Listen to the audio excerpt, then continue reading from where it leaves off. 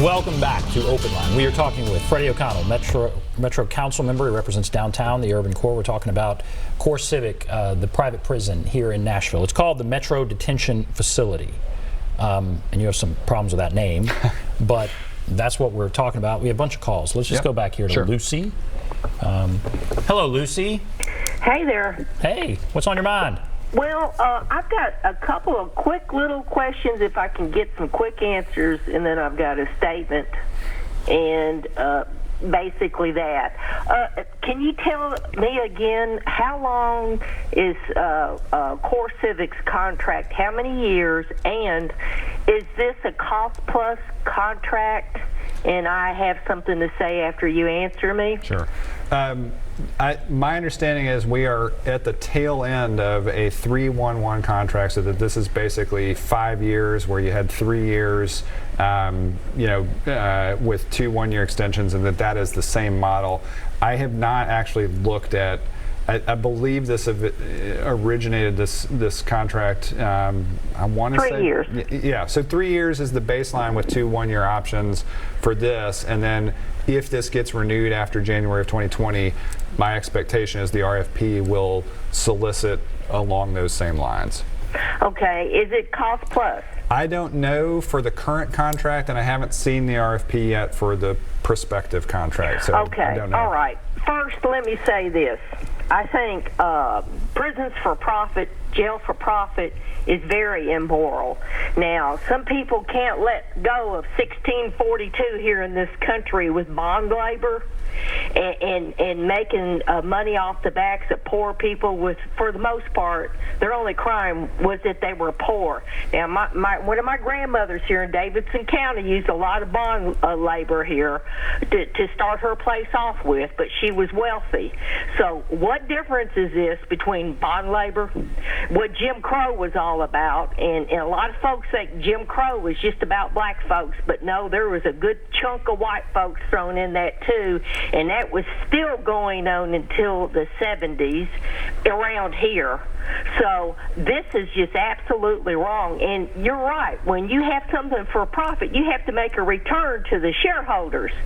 Well, when it's public, you answer to the stakeholders, which are the members that pay taxes in the state, the individual taxpayers.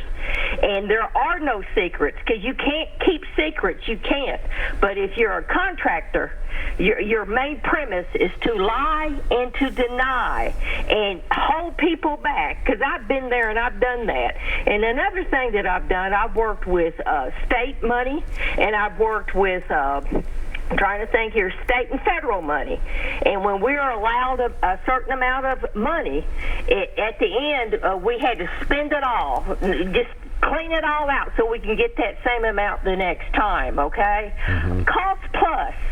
If it's a cost-plus contract, the taxpayers pay for the facility, the light bills, the toilet paper, the paper clips, everything.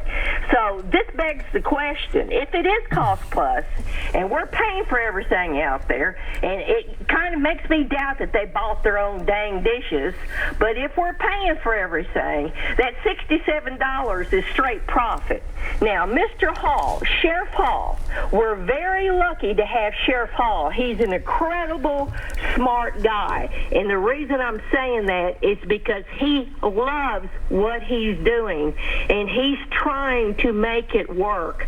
I've heard Sheriff Hall on the morning show there talk about how he sees a budget.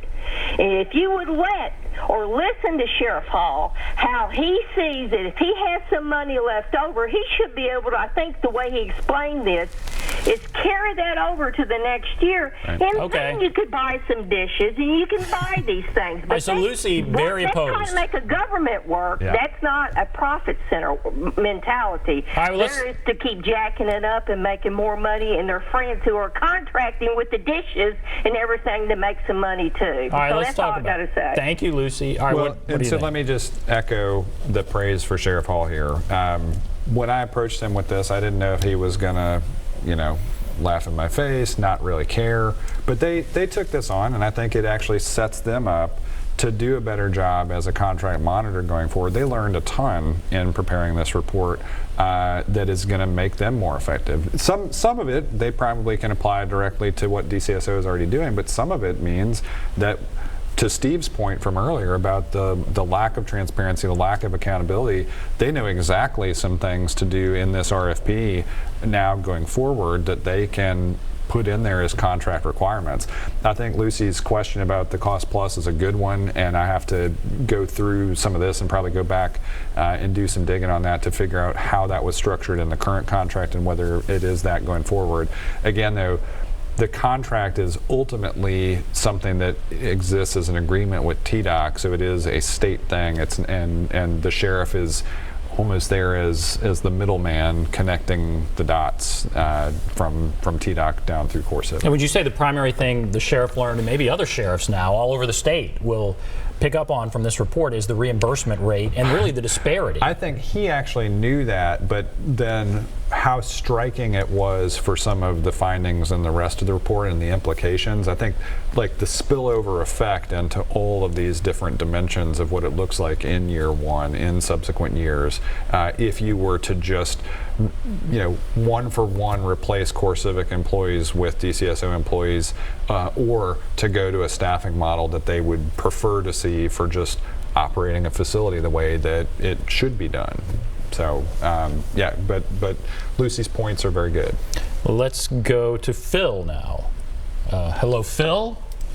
Go right ahead. Yes, good evening. Hi. Yes, I have a question and a statement. I have a question for the gentleman. The first question is, a few days ago, there was a gentleman on the same show on a different subject, and his statement was that Tennessee is the #1 state for incarcerated people in the country. Is that true? So it was true in a very narrow way, and that we spoke to that just a little bit earlier on the show because I referenced it in regard to this report. The zip code 37208 from a study that came out, I think, from Brookings last year, was if you were born in the years 1980 to 1986 and grew up in the 37208 zip code, later in life you were more likely to be incarcerated than any other zip code in the country, and that part is true. Okay, let me ask you this then. Why is it? Can you hear me? Yeah. Yes, go right ahead. Okay. Why is it that you're sitting here on TV talking about paid prison systems when you should be talking about how to get a lower incarceration rate in Tennessee and across this country?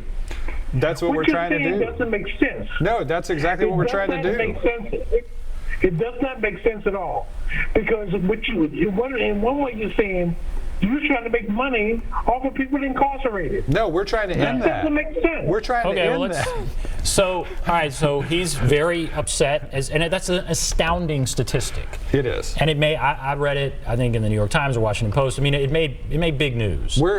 I hope he's not so confused that he's understanding the reverse of what I'm trying to do. I'm trying to highlight the fact that I think the private process with those incentives actually puts bad pressure on incarceration. It actually increases the likelihood in a variety of ways that people would wind up, like, CoreCivic is not interested in mass decarceration, right? Whether you're, a nonviolent felon convicted for drug possession, we've had so many stories just over the past 4 years while I've been on council. This story of Calvin Bryant, who has now been released, for instance, where he was more or less entrapped into a drug-free school zone scenario that left him with a 17-year sentence, and he didn't want to be there in the first place. And now he's out and is actually doing great and is pretty much an advocate for this kind of thing. So their sentencing reform, this, even under the Trump administration, they did the bipartisan First Step Act, right? And we have had people that are local released as a result of that, who we know full well are not dangerous to society, right? That these, when they were convicted in the first place, there were problems with the conviction and they are nonviolent, many times just simple drug possession offenses. You think if you take this out of the hands of the private corporation, put it in the hands of Metro Davidson County, right, there would be less of an incentive to have people in jail? Absolutely. In fact, look at what Sheriff Hall is doing right now in the Davidson County Sheriff's Office. They are creating the behavioral care center specifically to lower the number of people that are in their jails in those pre-1 year sentences, right? That they do not want somebody who needs behavioral and mental health care and treatment and services to be sitting in jail not receiving those services, right? If they are an inmate, then they're not getting those services in the way that they would be if they're being treated as someone who is actually needing health care of some form. And you're on this, we have to take a break, but you're on this committee also that's looking at that high incarceration rate in that zip code. I am on the 37208 committee on Metro Council. I represent a good portion of 37208. I live in 37208, and I'm absolutely interested in reducing the number of people who shouldn't be in jail in the first place. All right, let's take a break. William, Emma, others, hold on the line. We'll take a break. Be back right after this.